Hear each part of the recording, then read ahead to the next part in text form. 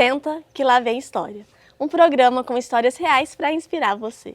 E o meu convidado de hoje é pai da Mariana e do Miguel, autodidata e aos 38 anos reinventou a sua profissão.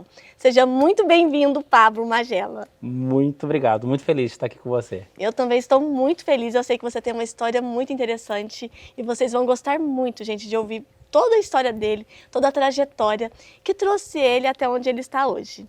E Pablo, eu sempre digo pro pessoal aqui que eu gosto muito de começar toda a história do verdadeiro início, que é na infância. Então conta pra gente quem foi o Pablo na infância, se tem irmão, se não tinha. Legal.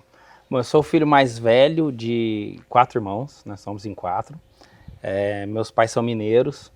Olha, mineiro de onde? Meu pai de Sacramento e minha mãe de Piuí. Ai, que delícia, Piuí, Piuí, a terra dos queijos. Sul de Minas, exatamente, a terra dos queijos. E meu pai do lado do Triângulo Mineiro, de Sacramento. Que bom, é um mineiro.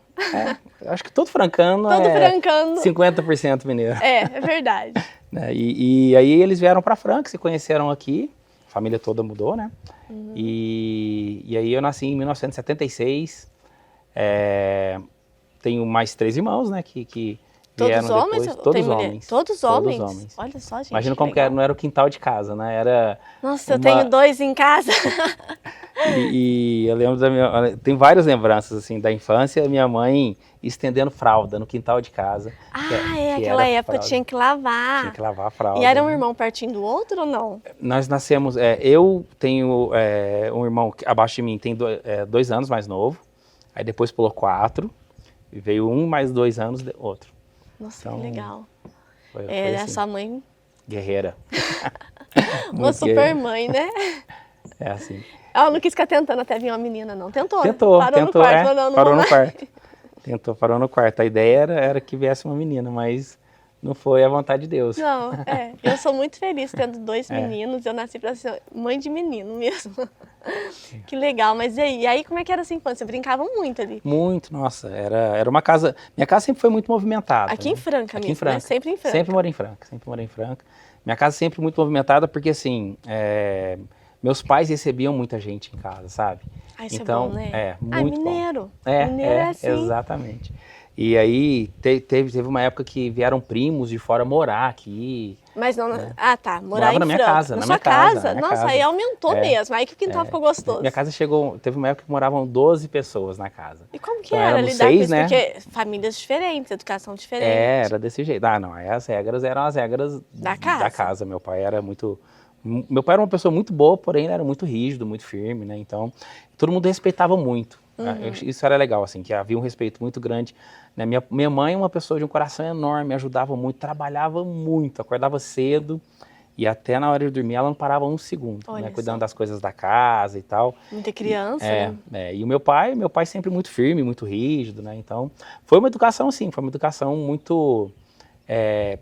De muito aprendizado moral, sabe? Meu pai era muito assim. Mas foi gostoso, assim, uma família, como eu disse, sempre muito movimentada, né? A casa, é bom, né? Ter com quem brincar sempre. Exatamente, sempre tinha. E aí os irmãos sempre brigando, hora brincando, Tem né? isso também. Aquela confusão de família. E como é que era o peso de ser o irmão mais velho? Porque a gente sabe, né, que o filho mais velho, ele vem com um peso também.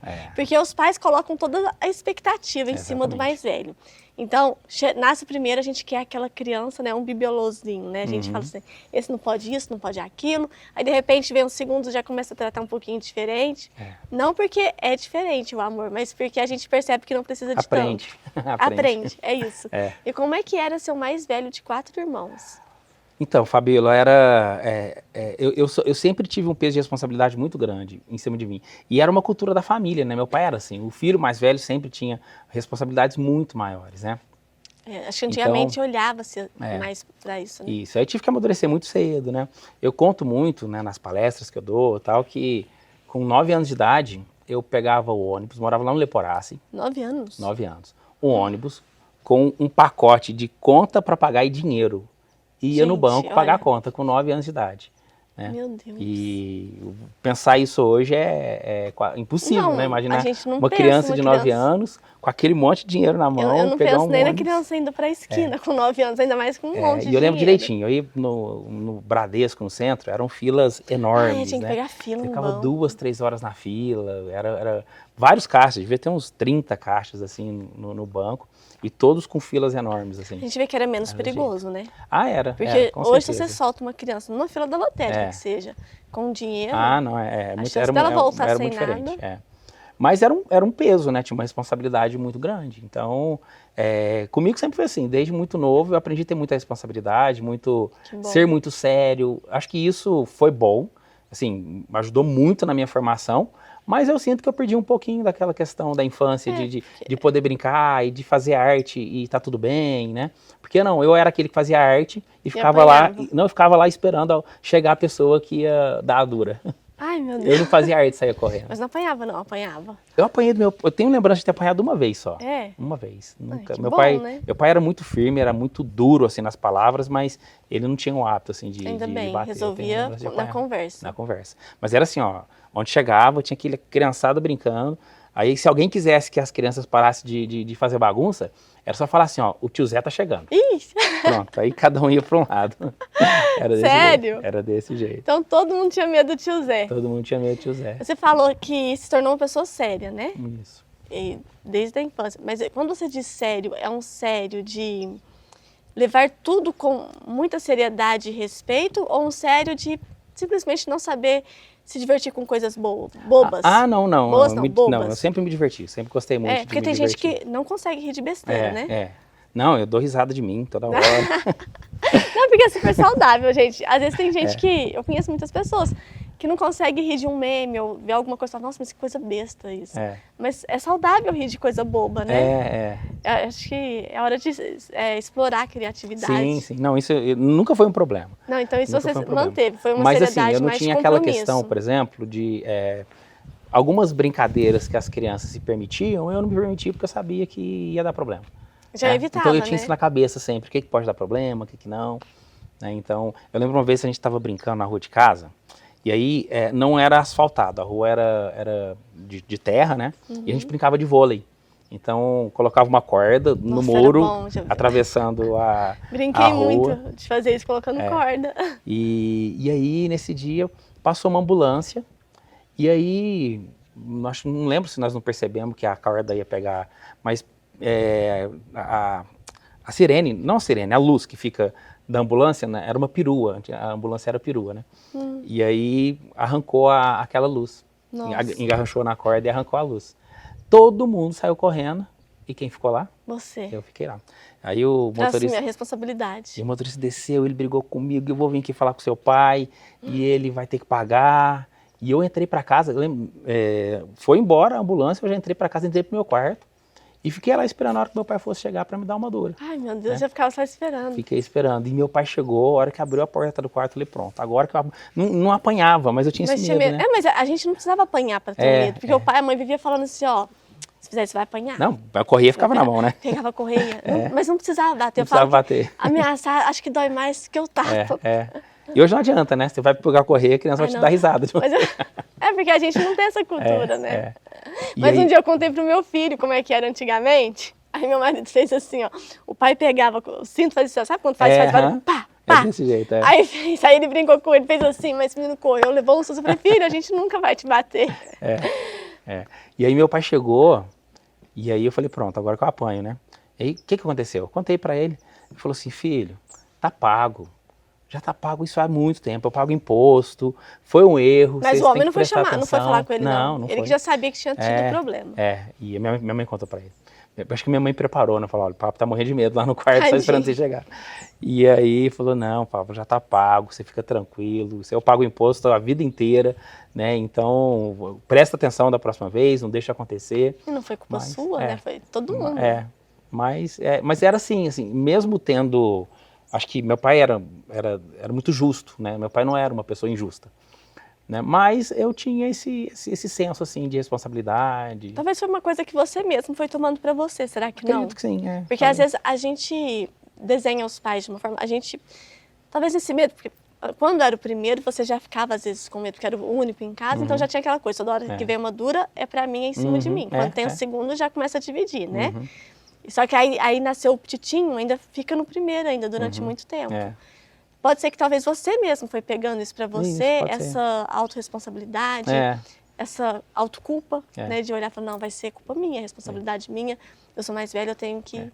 Porque o pai e a mãe falam, né, ó, você é o mais velho, então... Você tem que cuidar do irmão, você tem que cuidar dos outros. E era assim, Você tem que dar um exemplo. E aí você mesmo se cobrava no extremo e foi criando isso na sua cabeça também. E era assim, por exemplo, eu ajudava minha mãe a cuidar dos meus irmãos, né? Eram 4, imagina. Quando nasceu o mais novo, eu tinha 8 anos. Eu trocava fralda, dava banho. E trocava aquela fralda de pano que você tinha que dobrar, colocar alfinete. Eu nem sei trocar essa. Eu trocava, você acreditava? Com 8 anos. Né? Então tinha até...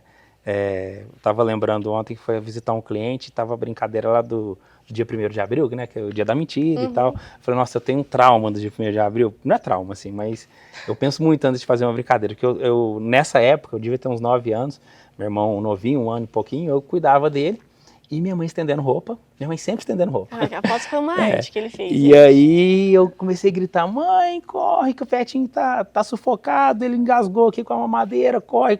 Era mentira. Era mentira, né? E em minha casa, o quintal era chão de terra, ele deixou as coisas tudo lá na terra. A roupa tinha acabado de lavar, tem que lavar de novo. Às vezes na mão, se E ela chegou lá e desesperada, eu lembro assim como se fosse hoje, minha mãe tava branca, minha mãe era mais morena, assim, ela tava branquinha. E aí, o que foi? Eu falei, caiu, 1º de abril. Nossa. Ai, nossa, Pablo, você não Gente, faz com a mãe, não. Ela, assim, eu lembro que ela sentou e deu aquele suspiro, assim, de alívio, né? Que não estava acontecendo nada, né? Nossa, mas foi uma brincadeira de muito mau gosto.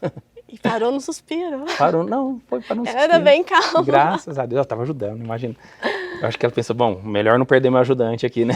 Ela falou assim, não, ainda bem que era brincadeira, né? Mas foi assim, a infância foi desse jeito, né? Tinha a questão da seriedade, mas tinha as brincadeiras também, né? Foi sempre muito divertido, muito, muito gostoso. Era uma infância mais gostosa, né? Que a gente podia correr na rua, brincar, correr descalço, né? Esses dias a gente tava, acho que foi o Rodrigo do Iroba, comentando que brincava de bolibete. Ah, eu vi ele falando. Nossa, eu também. Uma delícia. Bolibete, cadeira salva. Matança. Pique-esconde. Queimada, né? O pessoal chamava de queimada também. Era matança, na minha época era matança. Era matança também. E a gente brincava de pique-esconde até 9 horas da noite, assim, era o auge, você poder ficar acordado até as horas da noite. Nossa, e aí era, tipo assim, nossa, eu sou super grande já, minha mãe deixava eu ficar na rua. Era assim. Minha mãe deixava eu ir uma vez na semana só aos sábados, que eu podia brincar na rua. Durante a semana eu ficava dentro de casa com os meus irmãos, que eu sou de uma família de 5, eu sou a 4ª filha. E aí meus irmãos mais velhos cuidavam muito, a minha irmã me levava pra escola, então, ao contrário de você, eu era cuidada. Tá. Eu não cuidava, eu era cuidada. Mas e aí, no desenrolar da vida? Aí Pablo foi crescendo, vai contando pra gente um pouquinho mais, né? Como é que foi o primeiro emprego? Eu quero saber sobre quando você conheceu sua esposa. Eu gosto de saber das coisas do coração também, a gente gosta muito dessa parte. Então vai contando pra gente também. Meu primeiro emprego foi ainda criança, eu devia ter uns 7, 8 anos, vendia queijo na rua. Nossa! O tio do meu pai trazia de Sacramento, aí trazia uma cesta cheia de queijos, e eu e meu irmão, abaixo de mim, nós saímos com 2 pratos na mão, né? Um queijo curado e um queijo fresco. Era prato mesmo? Com um pano de prato em cima. E a gente batia de porta em porta vendendo queijo. Vendia muito queijo. Vendia bem? Vendia porque eu acho que eles achavam muito bonitinho, né? 2 crianças vendendo queijo. Pai era esperto, hein? E aí comprava. Mas era, assim, era mais por nós mesmo, assim. Ele dava... Parte do dinheiro que a gente ganhava, ele dava pra nós, assim, pra gente... Era uma coisa leve de fazer. Era. E desde criança a gente trabalhava, sempre trabalhou, né? Costurava tricê de sapato, fazia os enfeites. Aí depois meu pai montou uma banca de pesponta em casa e minha mãe cuidava. Então com 12 anos eu trabalhava na banca já. Nossa, começou bem cedo mesmo, então. Aí com mais responsabilidade, né? Porque o vender queijo na rua, enfim, isso era mais... Não tinha hora, não tinha limite, né? Agora na banca não, estudava de manhã, ia pra casa e eu trabalhava até 7 horas da noite, todos os dias. Nossa, até às 7, ainda tinha que fazer lição de casa. Tinha que fazer lição de casa, era assim. Mas eu acho que foi positivo, viu, Fabiola? Eu não vejo como negativo, não. Sempre foi muito bom, assim. A gente aprendia muito, assim, a dar valor, né? Nas coisas, né? Nas pessoas, então... Até no dinheiro, né? Porque hoje em dia quando a gente entrega um dinheiro muito fácil para a criança, por isso, que acho que mudou muito, né? Em algumas famílias, principalmente, né? Às vezes, por exemplo, meu filho, ele Nossa, ele não pode ouvir essa parte. Mas a fadinha do dente, recentemente, foi lá em casa e ela não tinha dinheiro trocado. Então, ela só tinha R$50. E aí, aconteceu isso umas 2 vezes. Ele deu muita sorte dela não ter esse dinheiro trocado, sabe? E aí, esses dias, ele já tava assim, nossa, eu podia perder 4 dentinhos pra eu ganhar uns R$200. Olha só. Mas por isso que eu falo assim, às vezes o dinheiro vem fácil hoje em dia. Então, assim, eles não têm uma consciência do que é para ganhar. Você tinha, né? Não que a gente não ensine em casa, a gente sempre ensina isso também, mas só para entender sobre o valor, porque quando eu era criança, se eu ganhasse 50 centavos, gente, eu pensava muito o que eu ia fazer com 50 centavos. Dava para comprar algumas coisinhas, né? Porque era o início do Plano Real, a minha idade. Era o início do Plano Real, então assim, a gente comprava pouquíssimas coisas, umas balinhas, mas eu gostava de comprar material escolar, então às vezes eu juntava para comprar algum caderno, um lápis diferente, mas era pouquinho, eu ficava pensando muito, né? Hoje é um pouco diferente, mas o Caleb ele ainda guarda bem, ele gosta de economizar. Mas você não, você já foi aprendendo a se educar até financeiramente, né? Sim, com certeza. Você tinha um salário nessa época? Tinha um salário.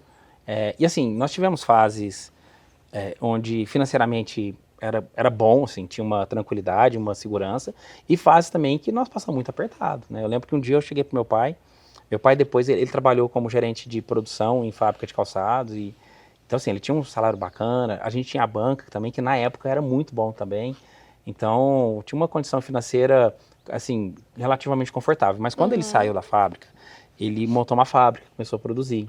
Então, até começar a dar certo, né? Nós passamos muito apertado. É porque demora. E eu lembro que um dia eu fui pedir dinheiro para ele para comprar uma fita virgem para gravar música. A gente gravava música, né? Ligava na rádio para pedir música. É antigo, hein? Tem gente que não sabe nem o que é isso.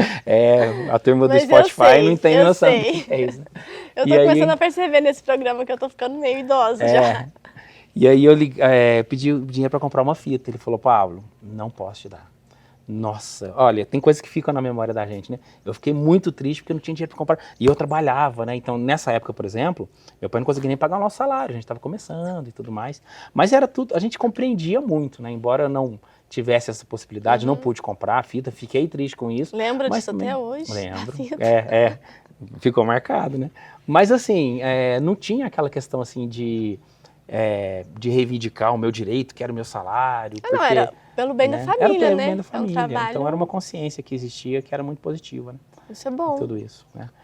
E acho que ensina também a olhar a família de um jeito mais unido, né? Sim, assim, de ser um pelo outro mesmo.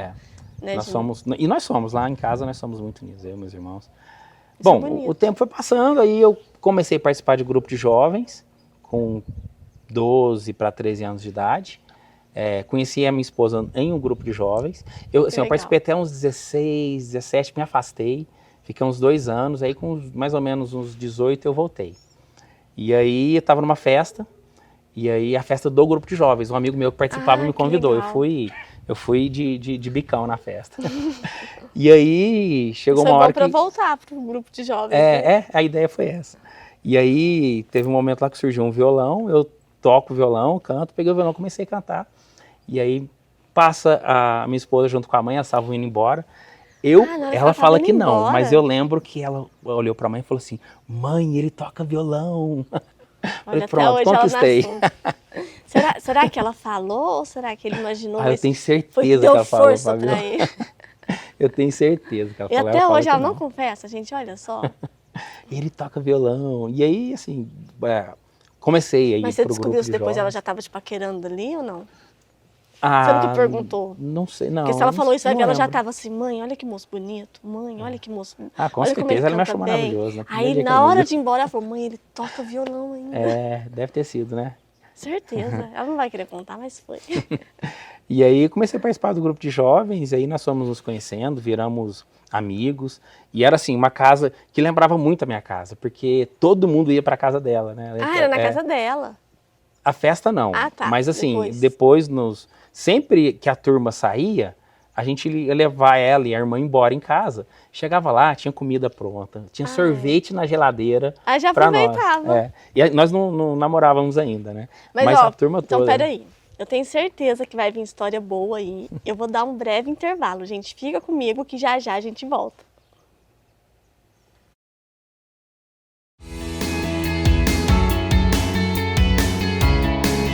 Quantos ultrassons uma gestante tem que fazer num pré-natal de qualidade? Você já se perguntou sobre quantos exames? Não são muitos.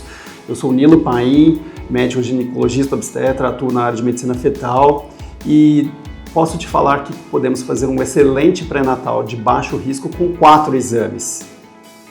Um exame para avaliar o embrião e datar muito bem aquela gravidez com 8, 9 semanas. O exame da translucência nucal com 13 a 14 semanas, primeira avaliação da morfologia, avaliação se o risco para trissomias, né, síndrome de Down, se esse risco aumenta ou diminui após o exame, o morfológico do segundo trimestre entre 20 e 24 semanas e mais 1 ou 2 exames obstétricos no terceiro trimestre da gestação para seguir o crescimento do bebê. E pronto, temos um excelente pré-natal na parte de ultrassonografia.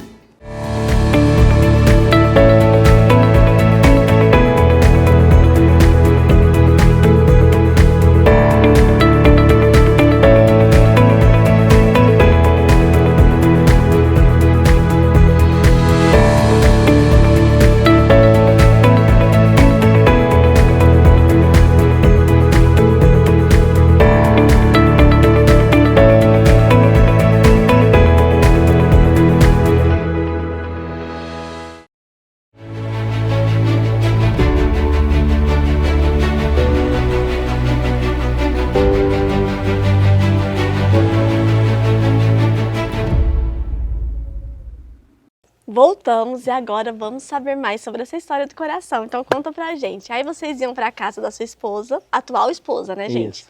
E aí vocês aproveitavam, né, pra jantar, tomar sorvete. Eu acho que a mãe dela já queria te agradar, porque ela já sabia de algo, né? Ah, com certeza. A sogra sempre gostou de agradar. Era uma turma, assim, nós chegávamos lá e sempre tinha alguma coisa. E eram amigos muito unidos, sabe? Que bom. Muito, era muito legal. Tem contato até hoje ou não? Alguns sim, outros não. Mas alguns nós ainda temos contato. É que cada um vai para um lado também. Né? A vida vai direcionando a gente para rumos diferentes. E aí, enfim, nós começamos a nos conhecer mais. E aí chegou um dia que eu chamei ela para namorar. Nós saímos, a turma lá do grupo de jovens. No domingo à noite nós íamos lá pro centro, lá na praça. Tinha aquela coisa de dar uma ficadinha antes ou não? Não tinha, já tinha que ser ali, gente, test drive. Tinha que pegar e namorar. Mas aliás, sem test drive, né? Não, pelo menos, né, eu e ela, nós não tivemos isso, assim. E aí, legal. Um dia eu tava lá, eu falei, eu vou chamar ela pra namorar. E aí eu chamei ela de lado, falei, você quer namorar comigo? E ela falou assim... eu vou pensar. Eu falei, nossa, ninguém nunca pediu pra pensar comigo. Sabe aquela coisa assim? Ninguém nunca pediu, era a primeira que ele pediu em namoro. Não, porque assim, até então, eu tinha namorado uma vez, mas assim, tinha as ficadinhas sem compromisso, mas, né? Esse negócio de vou pensar é pra fazer de difícil? Não podia aceitar de cara. Mas foi desse jeito. Não dava, gente. E aí ela pediu pra pensar, eu falei, beleza, né? Pra fazer o quê? Não tem outra opção. E aí nós íamos para a escola de ônibus juntos, eu ia para a faculdade, eu estudava então na Unifran. Com ela no ônibus. Eu estudava processamento de dados na Unifran nessa época. Gente do céu! e ela ia para o SED, ela estudava no SED. Então nós íamos no mesmo ônibus. E aí na segunda-feira, eu entrava no ponto antes dela, né? Uhum. Ela entrou logo em seguida. Ela sentou do meu lado, eu falei assim, e aí? Mas era um e aí de, oi, tudo bem? Sabe? Era um cumprimento. Ela falou assim, eu aceito. O primeiro beijo foi no ônibus. Eu acho que ela já estava super ansiosa para falar isso sim. Vou chegar, vou ver ele no ônibus, vou aceitar. E o primeiro beijo foi no ônibus. Sério? Que legal. Assim. O ônibus sentido estação. Sentido estação, exatamente. Que legal. São José na história de vocês. São José na nossa história. Nossa, Empresa São José, para quem não é de Franca, né? E aí estamos juntos até hoje. Nós namoramos 9 anos. Nossa, mas você enrolou muito ela para casar? Enrolei muito. Gente, só porque ela quis pensar. Vou dar o troco. Gente! E aí estamos casados há 19 anos. Esse ano vai fazer 20 anos de casado. Muito tempo, 20 anos, então quase 29 anos 29 anos juntos. E aí tem 2 filhos lindos. 2 filhos lindos, né? A Mariana, que tá aqui, e o Miguel. O Miguel, ele é o mais velho, né? O Miguel nasceu. Nós estávamos com 1 ano e quase 2 anos de casados, aí nasceu o Miguel. E aí, 1 ano e 2 meses depois, nasceu a Mariana. Eles são pertinho. Ah, foi pertinho. É bom, porque assim, cresce unido, brinca bastante junto. E é legal que o Miguel protegia a Mariana quando ela era criança, sabe? A gente ia nos lugares assim, aí a Mariana sempre foi faladeira, sempre fez amizade com todo mundo. E o Miguel chegava lá, batia o pé, ela é minha irmã. Tipo, ninguém mexe aqui não. Gente, deixa eu falar uma coisa. A gente tá numa chácara, é um lugar lindo, maravilhoso. Então, tem cachorro, gente, tem natureza. Então, vocês vão ouvir passarinhos, vão ouvir o barulho dos cachorrinhos também. Então, não liguem, tá, gente? É porque o ambiente é pra ser bem gostoso mesmo, porque fica um cenário lindo. É uma delícia. E que é uma delícia, né? Hoje a gente tá até num cenário diferente. Hoje o Pablo foi privilegiado hoje. Bom, então, e aí teve toda essa questão, assim, casados, tiveram um filho que super protege até hoje, a irmãzinha, muito bonito isso. E eu sei que você, Pablo, você passou por uma situação, né, que você, desde a infância, vivia com tiques, né?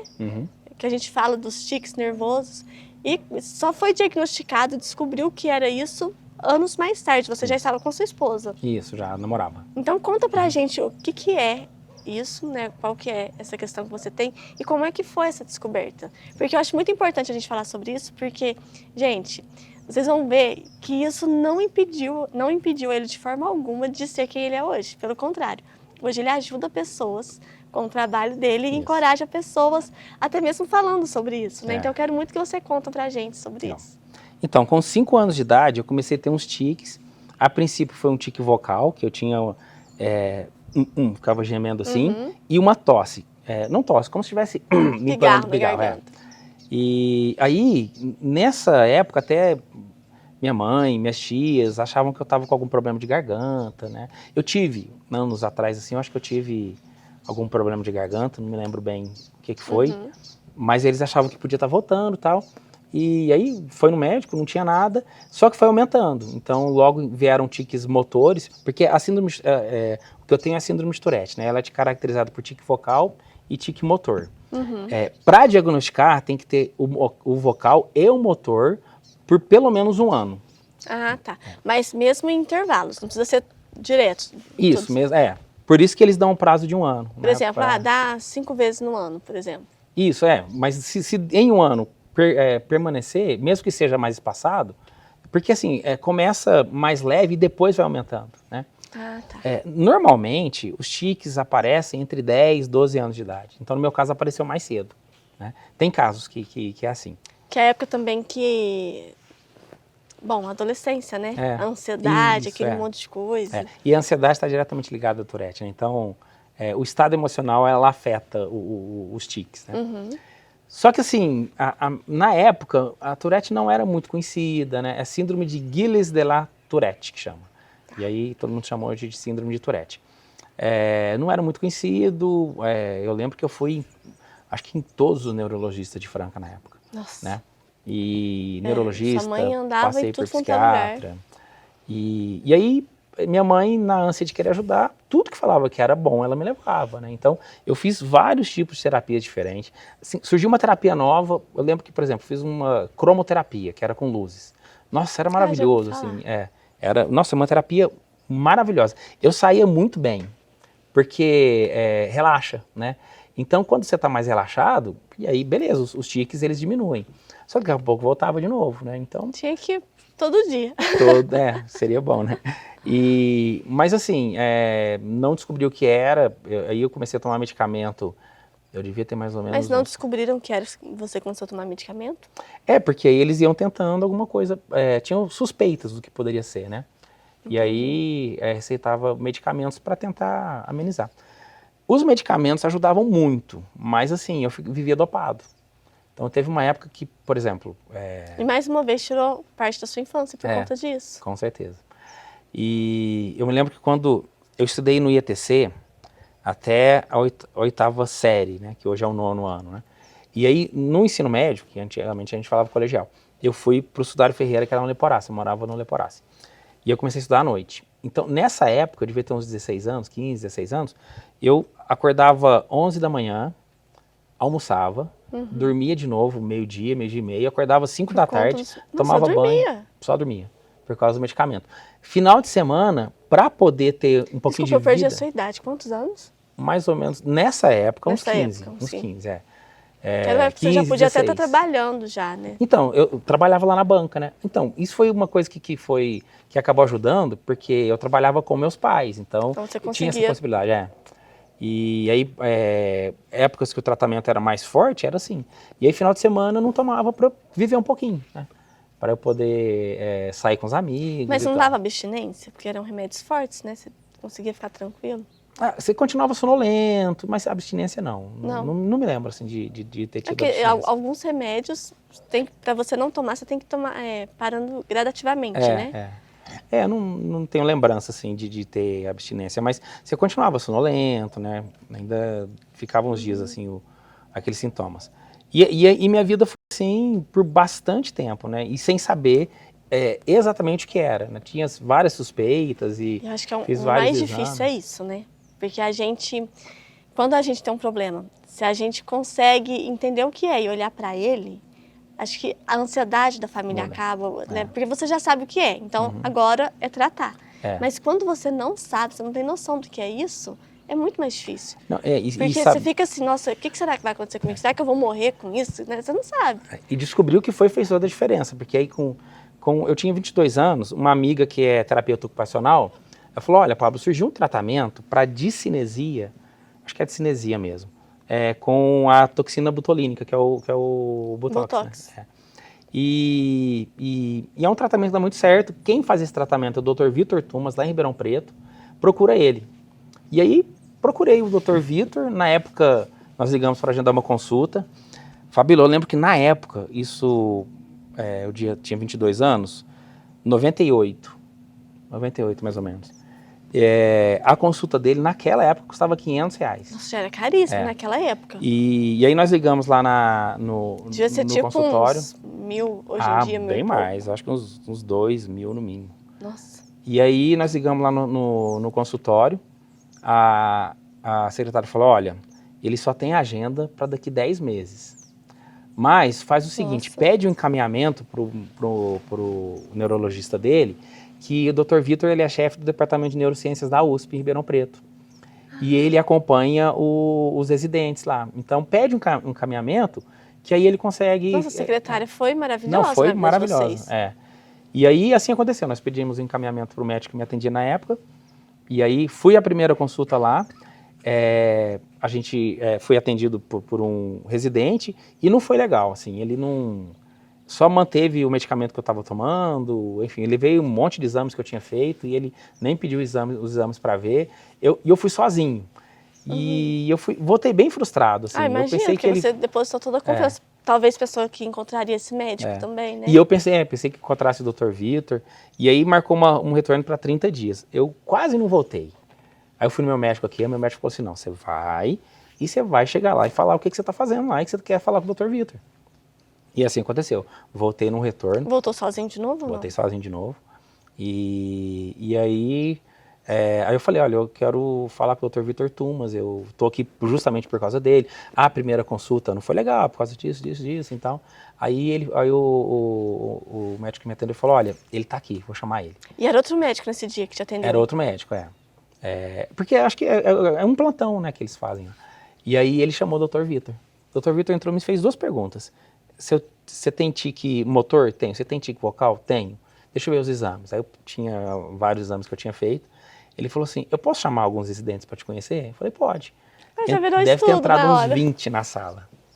Entrou um monte. Ficou apertadinha a sala. Aí ele falou, olha, ele tem síndrome de Tourette. Ele falou só na hora que eles entraram. E aí ele falou, olha, é raro, não é... Na verdade não é tão raro. Tem estimativa que fala que, acho que 1% da população pode ter sintomas de Tourette, você acredita?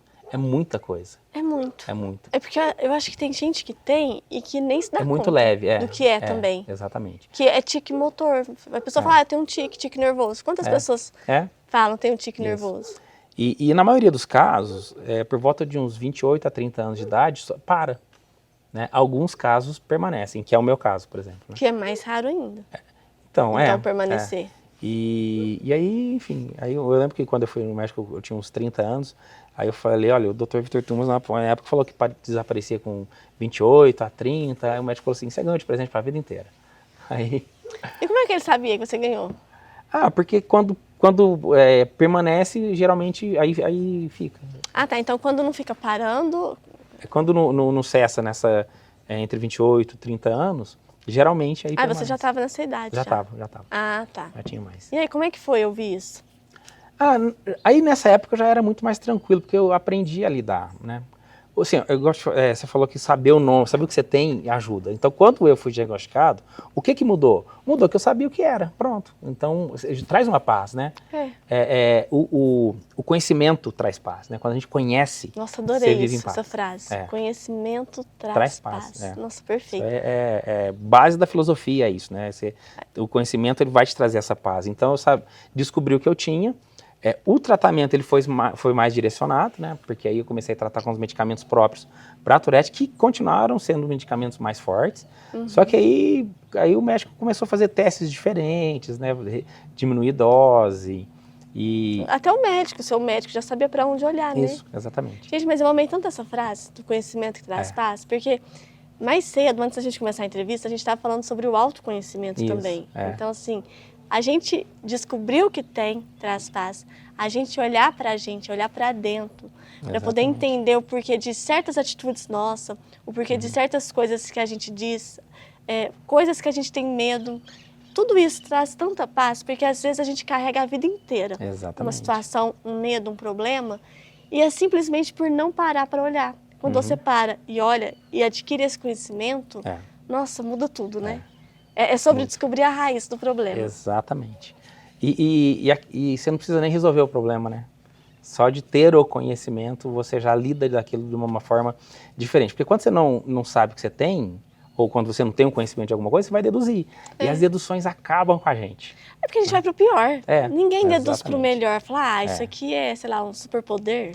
Vou virar um super-herói. Não, vai pro pior. De repente você começa a falar, será que eu vou morrer comigo? Por isso que eu brinquei aquela hora, é uma coisa que vai me matar? Será que eu tenho um problema no cérebro?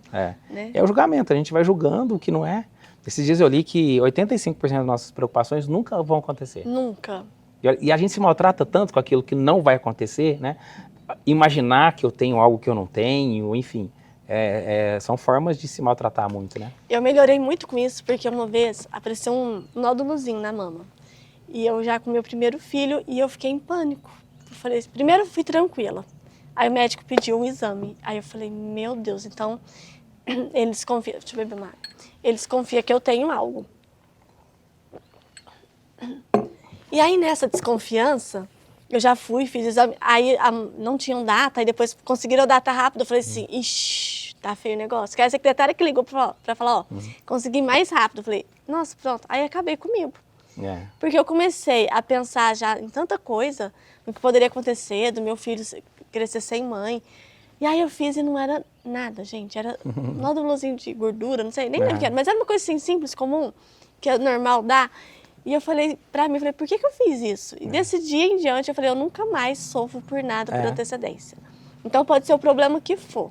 Eu olho pra ele e falo, tá, é isso aqui, então deixa eu ver, deixa eu resolver. Na hora que tiver que preocupar, eu preocupo. Enquanto não é certeza, eu vou deixando. E aí você vai se preocupar com aquilo que... Não é nem se preocupar, né? Aí vai direcionar o seu pensamento para aquilo que vai resolver. Vai direcionar para a solução. Exatamente. Porque também não adianta ficar pensando no problema. Vai pensar na solução do problema.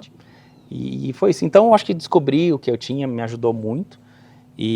Mas assim, até descobrir, nossa, eu vivi muitas cenas assim, que foram muito traumáticas, né? Tem algumas que ficaram marcadas. Por exemplo, eu lembro que um dia eu estava com a minha mãe, nós fomos pagar na CTBC, pagar a conta de telefone. E aí, eu não me lembro a idade nessa época, mas eu era bem novinho, e aí chegou um moço que estava lá, assim, eu me lembro do rosto dele como se ele estivesse aqui na frente agora. Incrível, assim, barbudo e tal. E ele tirou de dentro de um pacote de pão, um pacote de papel, né, um pão, e começou a passar o pão na minha boca. Na minha boca. Minha mãe, que isso? Minha mãe assustando. Ele falou, ó, fica calma. Ele tá tendo uma convulsão, então eu passei aqui na baba dele. Mentira. Eu não tava tendo convulsão, eu nem tava babando. Mas isso aqui é uma simpatia. Você vai guardar esse pão, e o dia que ele tiver tendo uma convulsão novamente, gente. você vai... Mas a intenção foi positiva, né? Foi uma intromissão, mas a intenção dele foi positiva. Você vai ralar esse pão na água quente, vai colocar um pouquinho de pinga e jogar em cima dele. Você acredita? Um dia eu tava tomando banho. Água quente com pinga? Com pinga. Mas sua mãe jogou água quente. Então, um dia eu tava tomando banho e tava lá com os tiques vocais muito altos. Porque aí, o começo foi, como eu falei, um gemidinho baixo.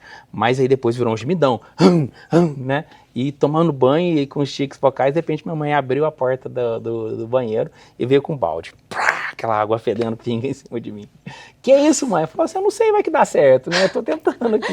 Você sabe por que não deu certo? Eu sei. Porque ele ensaboou e tirou o cheiro da pinga. Deve ter sido Você passou sabão depois? E Certeza. assim, mas é o desespero de mãe, né? A gente faz tudo por um filho. Tudo. E aí, situações como essa, eu vivi várias e várias, muitas, né? Por exemplo, na missa, naquela hora que faz silêncio, e aí eu me segurando, né, pra não dar o tique, porque assim, a gente consegue segurar. E fazer um movimento, né? A gente consegue segurar, mas vai vindo uma vontade muito grande. É tipo aquela vontade de coçar, que não pode. E aí você não consegue mais segurar. E aí naquele silêncio eu... E aí todo mundo olhou pra mim. Nesse dia eu levantei. Mas então, hoje eu lembrando disso, eu dou risada, né? Mas eu lembro que no dia eu levantei e fui embora. Fiquei com tanta vergonha. Né? Então, várias situações. E teve uma que foi a virada de chave. Eu tinha mais ou menos uns 16 anos, eu estava no shopping recém-inaugurado aqui em Franca, lotado de gente. Nos cursos de oratório eu sempre conto essa história. Porque a maioria das pessoas que procuram curso de oratório procuram porque tem uma dificuldade de se posicionar, de falar em público. E foi a minha dificuldade durante muito tempo, Fabiola. Por exemplo, eu na escola, quando tinha algum trabalho para fazer uma apresentação falada, se fosse em grupo, eu escolhia fazer a parte pesquisa, a parte escrita. Você falou de salto ditado, acho que talvez veio daí. Ó, eu quero muito ouvir essa história, mas a gente vai dar um intervalo e já ele vem contar pra gente. Tá.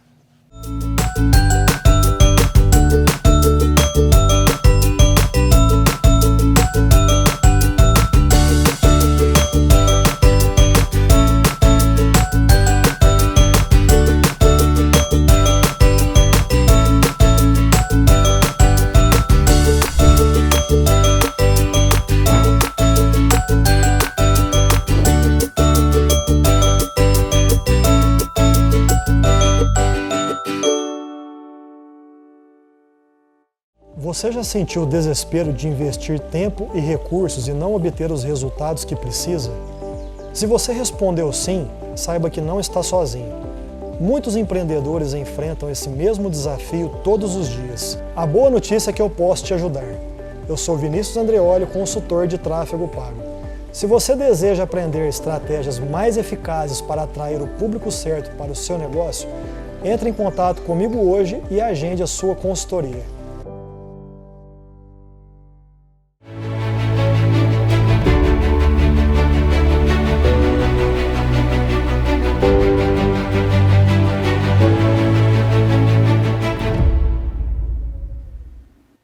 Voltamos e agora o Pablo vai contar essa história do shopping. O que será que aconteceu? Conta pra gente. Então, eu tava lá com alguns amigos e aí tinha uma mulher com uma bebezinha no colo. Aí a mulher tava de costas pra mim, mas a bebezinha no colo, né, olhando por cima do ombro da mãe. Uhum. E aí eu dei um tique e ela me imitou. Que gracinha. E aí eu fiz de novo, ela me imitou de novo. Nossa, Fabiola, aquele dia eu fiquei muito mal. Eu pensei assim, e a criança achando que você tava brincando. Então. E aí eu pensava, nossa, lá na escola, né, a turma me zoar. Enfim, zoava muito na escola? Muito, nossa, muito. Todo dia. Eu tinha a pessoa da minha sala me protegia. No recreio, por exemplo, eles faziam, quando eu tava com crises, assim, dos tiques e tudo mais, eles faziam, assim, um escudo humano ao meu redor para as crianças não me verem. Gente, ele contando assim, às vezes não dá pra ter a noção, mas é porque assim, geralmente são tiques muito fortes, né? De movimentar corpo, de movimentar tudo, né? Você me contou que antes você balançava também, né? Então, hoje a gente tem um olhar diferente para essas coisas. Nem todo mundo, mas muitas pessoas, hoje as pessoas estão aprendendo a ter um olhar diferente para isso. Mas antigamente era isso, né? Era zoeira, todo mundo caía em cima mesmo. As pessoas não tinham esse cuidado de pensar no outro. Como é que ele vai se sentir com isso, né? E na escola, adolescente, criança, tem menos filtro ainda, né? Mas hoje eu vejo as crianças, parece que elas estão mais conscientes, né? Mais conscientes. Com certeza. Mas enfim, aí esse dia eu fiquei muito mal, fui para casa, Meus amigos, sem entender o que estava acontecendo, foram comigo. Eu falei, nunca mais eu venho nesse shopping, que é muito ruim e tal. Mas eu lembro que eu cheguei em casa, entrei pro quarto e eu chorava. Mas acho que talvez foi um escape também, que talvez você não estava mais aguentando. Será que não era um pouco? Talvez sim, né? Que foi o limite ali já pra você? E o fato de ter sido um bebê pesou muito pra mim, né? E aí nesse dia... Ou seja, até um bebê tá percebendo. E aí nesse dia eu falei assim, o que eu tô fazendo com a minha vida? Mas na hora que essa frase veio na minha mente, o que eu estou fazendo com a minha vida, não é o que outras pessoas estão fazendo. Não é o bebê. Nossa, você teve essa consciência. Eu tive essa consciência, 16 anos. E aí, nesse dia, eu decidi que eu tinha que começar a me enfrentar. E foi o que aconteceu. Por exemplo, na outra semana, eu liguei para os amigos, né? Quero ir pro shopping. Como assim? Você falou que nunca mais ia. Eu falei, mudei de ideia, quero ir. E eu cheguei lá, eu procurei. Eu queria achar a mesma mulher com a bebê no colo, lógico que eu não achei, né? Mas eu fui até achar uma outra mãe com a bebezinha. Eu fiquei atrás, era uma menininha, era bem próximo, bem parecido. E eu cheguei, e aí eu fiz por querer, dei um tique, a bebezinha imitou de novo. Fiz a segunda vez, ela imitou de novo. A hora que eu fiz a terceira vez, ela riu. Eu tinha sempre a sensação, quando as pessoas riam, que estava rindo de mim, qualquer lugar que eu chegava. Né? Se tá rindo de mim. Ah, tá. Só que nessa hora, na hora que ela riu, eu falei, ela não tá rindo de mim, ela tá rindo pra mim. Ela tava brincando com você. E aí começou a ficar mais leve. Aí, escola, tinha que apresentar um trabalho, eu queria estar lá na frente falando. Aí parou de escrever, falou, vou falar. Não, parou nada, né? Porque aí o povo acostuma que a gente faz a parte escrita do trabalho, eu continuei fazendo a parte escrita. Mas eu ia lá à frente para apresentar também, né? E aí eu comecei a me enfrentar, né? Então, eu falei que na igreja eu fui muito ajudado, né? Porque muitas pessoas me acolheram, mesmo sem saber o que eu tinha, né? Queriam me ajudar. A primeira palestra que eu dei na vida, eu tinha 19 anos, foi na igreja. Olha só, e não sabia ainda o que tinha? Não sabia. Foi um retiro. Eu tinha mais ou menos umas 100 pessoas, retiro de jovens. E eu falei para umas 40 minutos, para 100 pessoas. Eu acho que eu li. Tava muito nervoso, não tem muita lembrança assim no dia. Minhas pernas tremiam, tava bambinho, eu segurava na mesa, assim, de tanto que as pernas estavam bambas. Eu li a palestra inteira, só parei de ler na hora que no final que eu dei um testemunho, falei de mim. A hora que terminou, eu saí, fui para uma capela que tinha do lado, e eu comecei a rezar, eu falava, ai meu Deus, eu fiz tudo errado aqui, ficou muito ruim. E aí, de repente, abriu a porta da capela e o padre entrou. Eu falei, pronto, agora que eu levo uma dura. Ele me colocou em pé, eu tava de joelho. Me abraçou e chorou uns 10 minutos abraçado em mim. Jura? E ali você percebeu que tinha assim, olha, se eu tivesse sozinho nessa sala, já valeu você ter vindo aqui.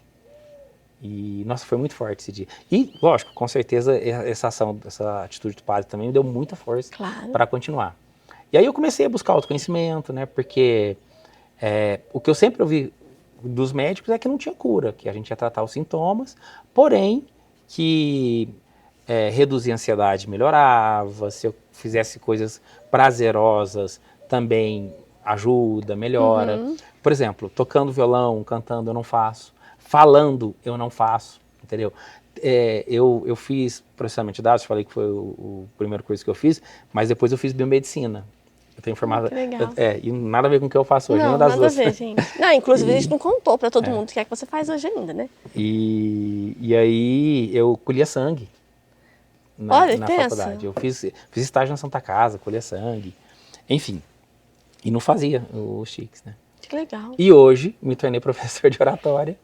Acho até que pela dificuldade. Foi muito acidental, né? Nessa época que eu fui lá no médico descobri, eu tinha 22 anos. A minha esposa, ela sempre esteve do meu lado me apoiando, sempre me deu muita força. Que bom também, né? Encontrar alguém para abraçar a causa junto. Muito, muito. Nós nos casamos, eu tinha 29 anos. 29 anos. E aí, logo em seguida, nasceram, né, o Miguel, a Mariana. E eu comecei a trabalhar com treinamentos nessa época. A Mariana, ela era recém-nascida. E aí eu comecei a dar treinamentos, na época a gente dava treinamento de atendimento ao cliente, treinamento para lideranças. Ou seja, ele pegou aquilo que ele tinha medo, né, e começou a falar em público, ensinar várias pessoas. Porque assim, aos 19 já enfrentou, né, uma plateia, e daí pra frente não parou mais. Não parei mais. E sempre buscando entender como que a mente funciona, né, como que as emoções afetam nossos comportamentos, e aí sempre estudando, né? A gente estava falando que a questão de ser autodidata, Acho que do que eu faço hoje profissionalmente, no começo foi muito por esses estudos que eu fiz. Primeiro foi para procurar ajuda para mim. Por exemplo, uma ferramenta que eu utilizo hoje é o Enneagrama. E eu conheci o Enneagrama em 2006. Foi transformador eu entender os meus padrões de comportamento. Isso. Nossa, é incrível. Né? E eu descobri que eu sou prestativo, que eu ajudo mais do que eu deveria ajudar, que eu deixo de fazer as minhas coisas para fazer pelo outro, e que isso tem um fundo de orgulho, porque no fundo você quer receber o reconhecimento das pessoas, você se acha melhor que todo mundo. Nossa, foi assim... Primeiro eu fiquei muito bravo de ter descoberto. Imagina que eu sou assim. Tem coisa que é ruim de descobrir, eu tenho um passado difícil, né? Minha vida foi cheia de dores, eu não sou assim. Mas sou, né? Não é que eu sou assim. Mas olhando para o lado terapêutico também, às vezes tem a ver com aquela criança que nem sempre tinha atenção quando precisa, porque você tinha que ajudar, tinha que cuidar, né? É isso. E a formação da personalidade é assim, né? A nossa personalidade ela é formada até 7 a 9 anos. E não é nem a experiência que a gente vive, mas é o significado que a gente dá àquela experiência, né? Então, o significado que eu dava é isso. Quando eu ajudava, eu tinha o reconhecimento. Eu lembro, por exemplo, que eu ajudava a minha mãe, e aí, para mim era maravilhoso quando ela chegava para as amigas dela, ou parentes, e falava assim, nossa, o Pablo, quando limpa a casa, limpa melhor que eu. Nossa, eu me achava o máximo, né? Nossa, e aí o que eu fazia? Limpava mais ainda. Né, eu já fiz muito isso com meu marido. Quando ele ia pra cozinha, não sabia cozinhar, falava, nossa, como você faz comida boa. Nossa, os maridos vão acabar comigo. E hoje ele cozinha melhor do que eu. Meu filho prefere a comida dele. Me deu certo o elogio, viu, gente? E é a busca do reconhecimento. Então, assim, aí depois eu fui trabalhar na Oi, né? Eu trabalhei na área comercial, trabalhei com venda de automação comercial. Depois fui trabalhar com telecom, vendendo planos corporativos. E aí, em 2011, fui trabalhar na Oi, na operadora, como gerente de canal. Nossa, foi uma escola para mim, foi muito bacana. Só que assim, eu ainda fui cheio de traumas, né? O caipirinha do interior, que chegava nas reuniões em São Paulo, todo mundo... O fato de falar meio mineiro que a gente tem já é uma piada em São Paulo, né? Então, e para mim isso era muito difícil, né? E tanto é que eu ficava na minha, ficava quietinho, né? Só que aí eu comecei, a minha personalidade é muito assim, né? No primeiro mais quieto, mas à medida que eu vou conhecendo as pessoas, meio que eu vou conquistando as pessoas, e aí daqui a pouco eu me sinto à vontade, né? E aí tinha um gerente de canal lá, o Reinaldinho, e todo mundo falava desse Reinaldinho. Quando eu entrei ele estava de férias, não tinha conhecido ele. E é o melhor de todos, ele é o que bate meta todo mês, tá sempre em primeiro lugar de vendas e tal. E eu morri de vontade de conhecer. O dia que eu conheci o Reinaldinho, um mineirinho de Coqueiral. E ele chegou lá, oi gente, tudo bom com vocês? Eu falei, não é possível. E aí eu deixei o meu mineirês correr solto a partir desse dia. Aí você viu que a crença, era uma crença, né? É uma crença. Mas ó, conta pra gente agora, porque a gente tem pouco tempo, né? Esse último bloco é mais curtinho. E eu quero muito que você conte pro pessoal de que forma você ajuda as pessoas hoje em dia. Então, conta mais do seu trabalho, né? O que é que você faz? Porque, gente, depois da Oi, que veio essa questão da oratória, né? Isso, eu fui trabalhar numa empresa de consultoria em gestão de pessoas e desenvolvimento de pessoas. Aí eu comecei a ministrar cursos. E ali você falou, é isso que eu quero fazer. É isso que eu queria fazer. E aí eu comecei a me especializar, né? E hoje você tem sua empresa, né? Hoje eu tenho minha empresa, né? A Sintonize-se. E hoje nós ajudamos as pessoas a melhorar os resultados através da forma como elas se comunicam e se relacionam consigo e com os outros. Olha que lindo, então, gente. A oratória, ela é uma das ferramentas, né? De relacionamento. Eu não falo nem que é ferramenta de comunicação, né? A comunicação é a principal ferramenta que nós temos para nos relacionar com as pessoas.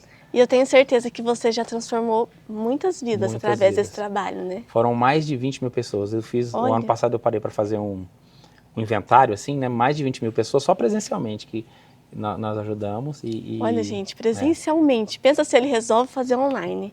E, não, Pablo, já estamos indo online. Já, hein? Pablo, e assim, só pra gente encerrar, eu gostaria de ficar conversando com você muito mais tempo, porque parece que a hora, assim, fez assim, né? A gente sentou agora e acabou o tempo. Pessoal, eu vou deixar aqui sua rede social. Quem quiser encontrar o Pablo, é só adicionar ele nas redes sociais, né? E você dá a maior atenção pessoal ali, né? Com certeza. Então é isso, gente. Procurem ele, eu tenho certeza que ele pode ajudar você que tem dificuldade em falar. E encerramos aqui. Pablo, muito obrigada pela presença, por compartilhar sua história com a gente. E até o próximo Senta Que Lá Vem História.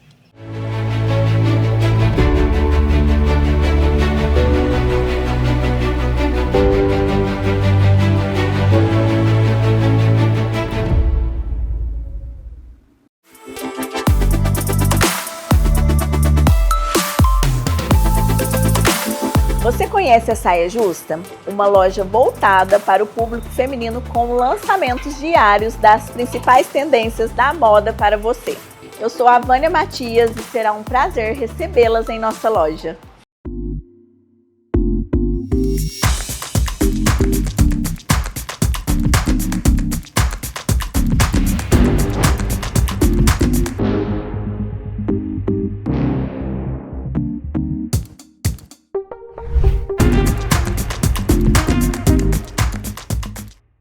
Muitas pessoas têm dúvida a respeito da aposentadoria por tempo de contribuição, principalmente após a reforma de 2019.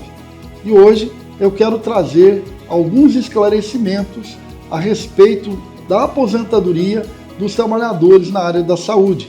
Meu nome é Marcos da Rocha Oliveira, especialista em direito previdenciário. Os trabalhadores da área da saúde possuem o direito de ter reconhecido o tempo de trabalho em condições especiais. Isso significa que o homem terá um acréscimo de 40% no seu tempo de contribuição e a mulher terá um acréscimo de 20% no seu tempo de contribuição. É preciso ficar atento quanto à documentação exigida, o chamado PPP. É um documento que exige uma análise mais detalhada. E para isso, tanto na realização do cálculo quanto na análise da documentação, é preciso que você tenha um profissional habilitado, especializado para isso, para que ao final você consiga ter a melhor aposentadoria.